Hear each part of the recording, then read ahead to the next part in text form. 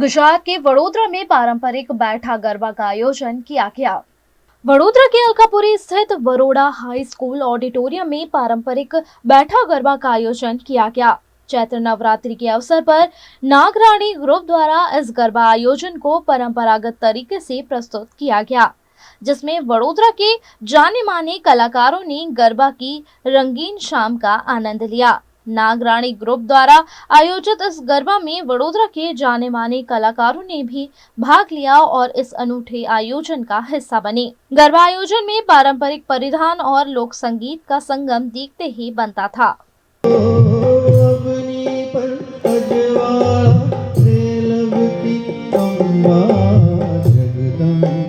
जगदम्बा जगदम्बा जगदम्बा जगदम्बा जगदम्बा બેઠા ગરબાની અનુભૂતિ કરવા માટેનો આ પ્રોગ્રામ છે અને એમાં અમે શરણમ ગ્રુપના અનુપા પોતાના વૃંદને અમે બોલાવ્યું છે ગાવા માટે અને નાગરાણી વડોદરા તરફથી આ કાર્યક્રમ યોજવામાં આવ્યો છે।